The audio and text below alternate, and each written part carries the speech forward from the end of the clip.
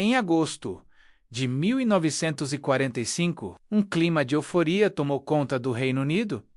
Com o anúncio da rendição do Japão, multidões saíram às ruas para celebrar o fim da Segunda Guerra Mundial. O Império Britânico, embora abalado, havia sobrevivido, mas essa alegria duraria pouco. Logo ficou claro que os desafios que viriam a seguir seriam talvez ainda maiores do que os enfrentados nos campos de batalha. As cidades britânicas estavam em ruínas, a economia em colapso e o governo afundado em dívidas, principalmente com os Estados Unidos. A reconstrução exigia recursos que o país simplesmente não possuía. Essa dependência financeira de Washington veio com um preço. Os americanos, apesar de aliados, não viam com bons olhos as políticas coloniais europeias, o que tornava cada vez mais difícil para a Grã-Bretanha manter sua influência global. O mundo pós-guerra estava sendo redesenhado,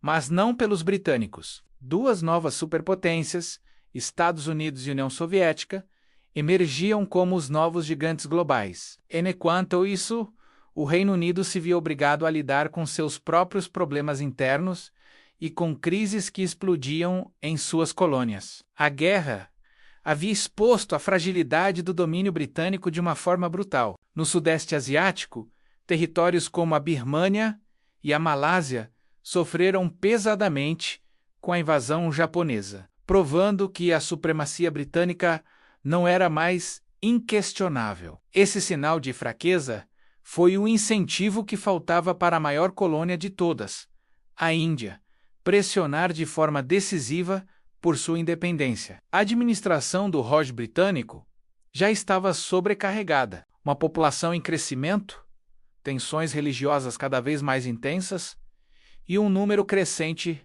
de líderes indianos. Muitos educados no próprio sistema britânico tornavam o controle insustentável. Uma Grã-Bretanha enfraquecida, sem recursos e sem vontade política para reprimir um subcontinente inteiro, não teve outra escolha a não ser ceder. Assim, iniciou-se o processo de transferência de poder. O que deveria ser uma transição ordenada, no entanto, culminou em uma independência marcada por uma violência terrível, deslocamentos em massa e uma partição sangrenta que dividiu o território entre Índia e Paquistão. A perda da Índia foi um golpe devastador para o prestígio britânico. Durante séculos, ela foi a joia da coroa, o símbolo máximo do poder imperial. E mal o Reino Unido teve tempo de assimilar essa perda. Outra crise surgiu com força total: a deterioração do mandato britânico na Palestina. Após anos fazendo promessas conflitantes a diferentes grupos, a Grã-Bretanha viu o território mergulhar em uma espiral de violência, pressionada internacionalmente e incapaz de controlar a situação. A Grã-Bretanha simplesmente abandonou o mandato, deixando para trás um conflito sectário que se intensificaria dramaticamente após sua saída. Esses dois acontecimentos marcaram o início do fim. Movimentos de independência começaram a pipocar por toda a Ásia e África. Em muitos lugares, negociações tensas se misturavam com repressão militar violenta, especialmente em colônias com grandes populações de colonos europeus, como no Guiana. Lá, o conflito contra o movimento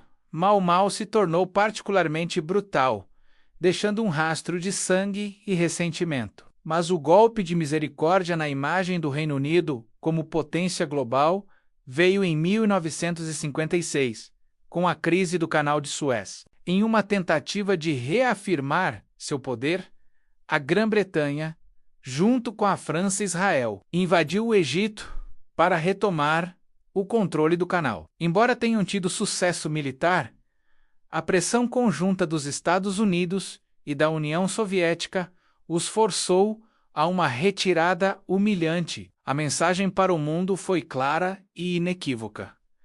A era em que o Império Britânico ditava as regras havia acabado. Enquanto algumas colônias, como a Nigéria, conquistaram sua independência de forma relativamente pacífica, outras se tornaram palco de conflitos e opressão. No final da década de 1950, ficou evidente que manter um império espalhado pelo planeta era economicamente inviável. A Grã-Bretanha, então, acelerou o processo, concedendo liberdade a dezenas de nações africanas ao longo dos anos seguintes. O processo de descolonização, no entanto, não afetou apenas as antigas colônias. Ele teve consequências profundas para o próprio Reino Unido.